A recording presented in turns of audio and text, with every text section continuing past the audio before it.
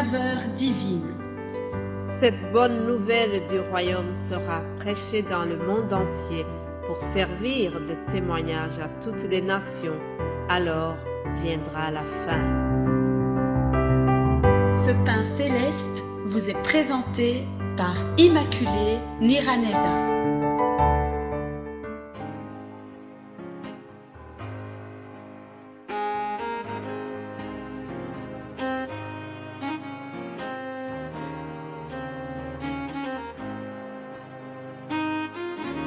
Bienvenue très chers amis à l'écoute de l'émission Saveur divine.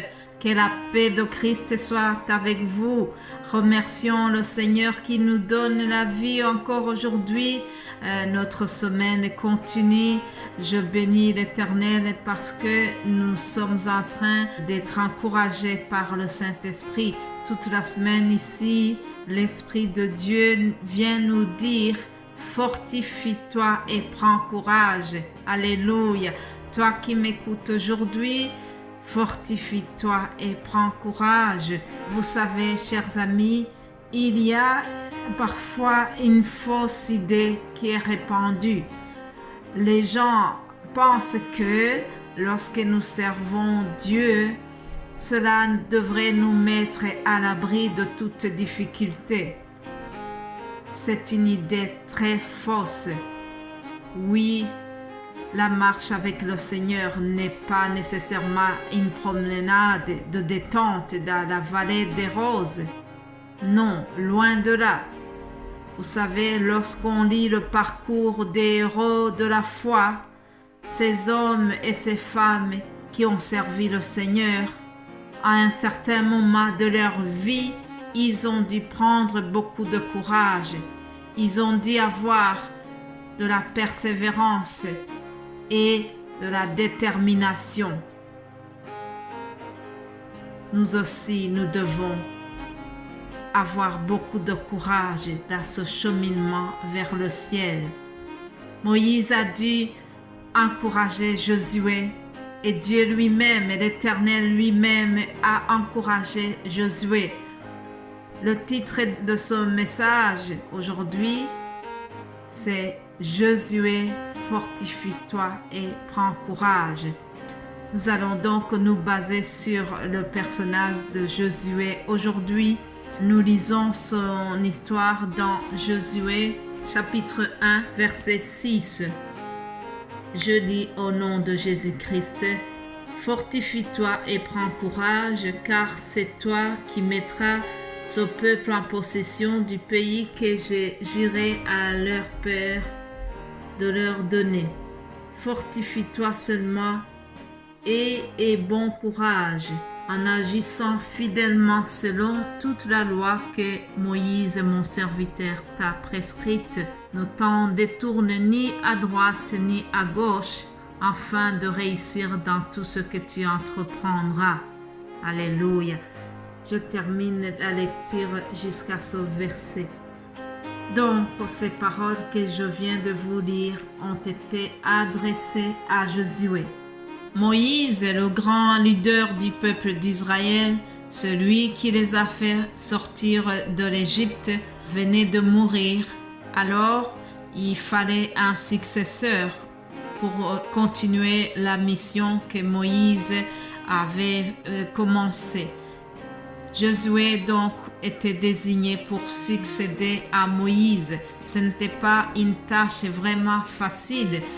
Josué avait certainement la peur. Comme on dit, il avait une boule dans le ventre devant la tâche que le Seigneur lui confiait.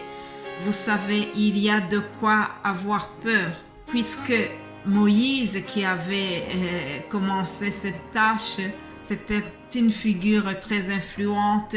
Et Moïse avait une relation particulière avec Dieu.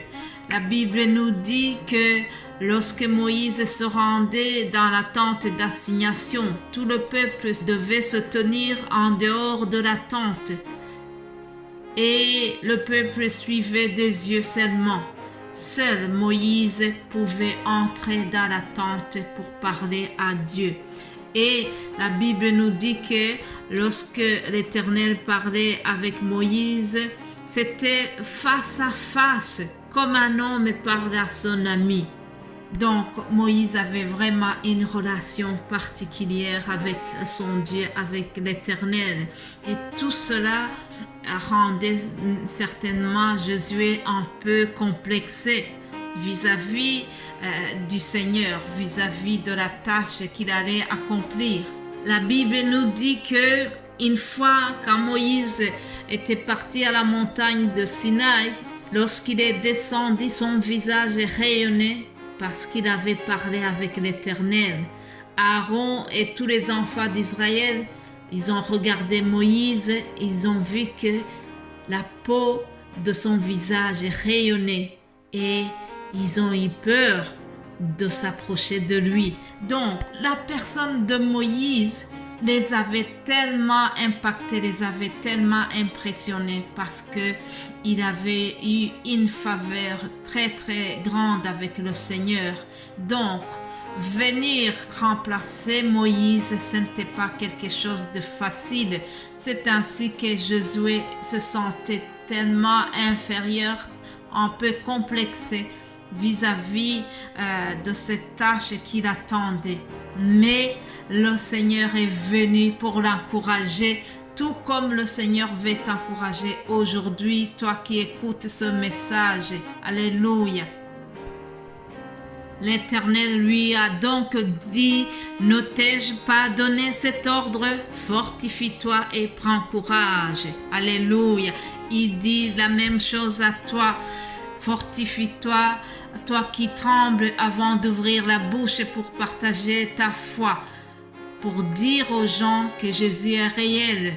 Fortifie-toi lorsque tu dois dire aux gens que Jésus-Christ a existé, qu'il est mort sur la croix pour nous, mais qu'il est ressuscité et qu'il reviendra chercher son Église. Alléluia. Prends courage et dis aux autres que ceci est la pure vérité. Ce n'est pas un mythe. Certains disent que c'est un mythe biblique.